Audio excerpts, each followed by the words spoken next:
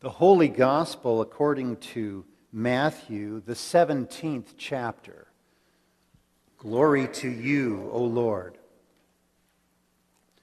6 days later, Jesus took with him Peter and James and his brother John and led them up a high mountain by themselves. And he was transfigured before them, and his face shone like the sun, and his clothes became dazzling white.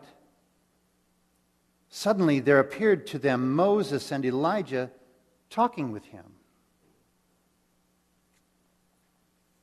Then Peter said to Jesus, "Lord, it's good for us to be here. If you wish, I will make 3 dwellings here, one for you, one for Moses, one for Elijah."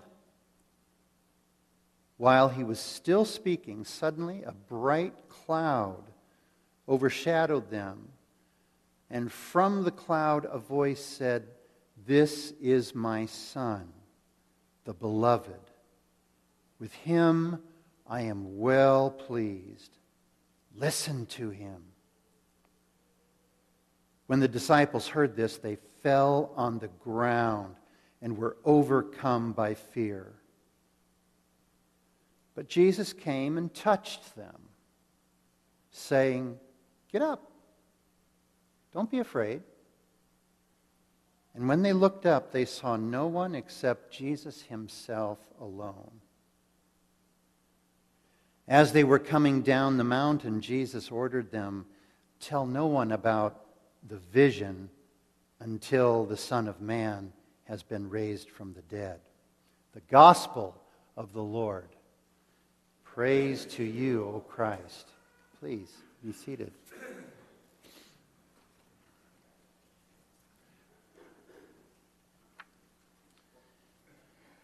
You know, I suppose a person could be forgiven for saying, "This is not a good day."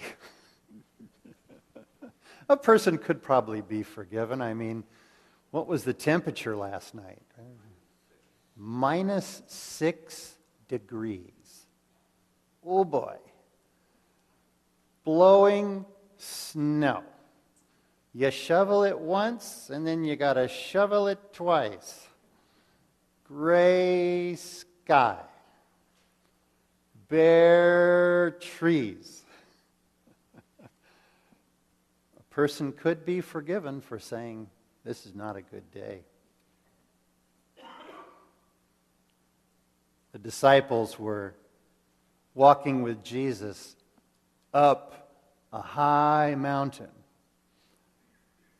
Now, if it was Mount Hermon and they were kind of in that area, that's the highest mountain around. And by the way, it's snow-capped. And you know, Dana Hill is tall enough. Imagine if you're walking up a high mountain. If you're one of the disciples, you don't know why you're going up on the mountain in the first place. And you're tired, and you're out of breath. And you might be saying to yourself, "This is not a good day." And then this, well, what do we call it? This out of this world experience. Jesus calls it a vision. I mean, what's going on here? Jesus himself is radiating. Then all of a sudden, great leaders from the past are with him. What is going on?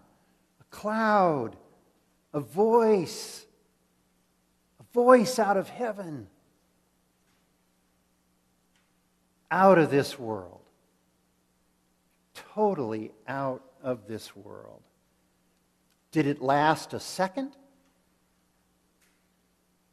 Was it a minute? I mean, we don't know. I don't think we can give explanation. But I think we can give celebration.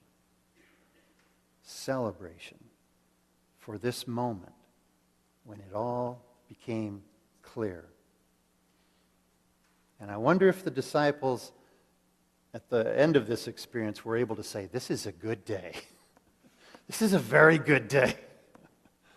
A very good day. The Transfiguration, I mean, there's a lot of different ways we could look at it, but I think one way is that it's a beckoning. Isn't that a great English word? Beckoning. Come.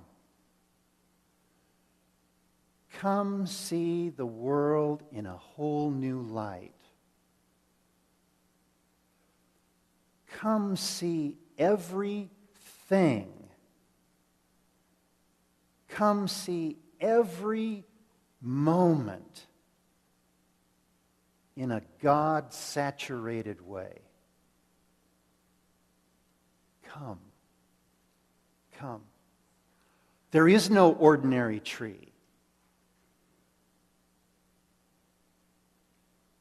There is no ordinary person. The tree, the person, you, come from God. Move through time with God. Moving toward, always moving toward God. Don't we sing in worship, heaven and earth are full of your glory? Did you hear the earth part? Heaven and earth are full of your glory. Now, last night, here at this pedestal, we baptized twin girls, the Benner twins. Emerson Ann and Kennedy Lynn. By the way, they were awesome. They didn't cry. And when I carried them out, both of them, they just looked at people. Not even 2 months old. Now, one person could look at that moment and say, all they did was take a little bit of water and pour it over their head. Big deal. I mean, a person could be forgiven for saying that's about all it was. But on the other hand, and the Transfiguration, and the birth in Bethlehem with the angels singing, and the resurrection, most of all, says there are no ordinary moments. And by the way, baptism is a most extraordinary moment when it becomes clear for a moment. This is one of God's kids. This is one of God's people, and always will be. God is beckoning, even on a gray day. Even on a chilly day, God is beckoning. Come. See the world. See your life. See your church. See your family. See this community through my eyes of love. Now, this experience was so strong, so powerful, we're told that the disciples just collapsed. They were down on the ground with fear. What did Jesus do? He comes and touches them. He said, come on, guys. Get up. Time to walk down the mountain. How many times in our lives have we been bowled over, knocked down, out of gas, discouraged? And the Lord comes, touches us, says, come on. I'll walk with you. I've given you my Spirit. Let my strength be your strength. Let's go. Behold, I make all things new. All things new. For those that offer themselves to the one who loves them. And so on this day, as you break bread with the Lord, as you receive his embrace, let him lift you up.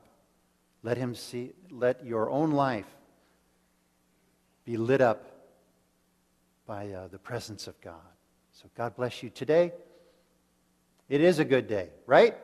Is it a good day? It's a good day. Full of God. All right. Amen.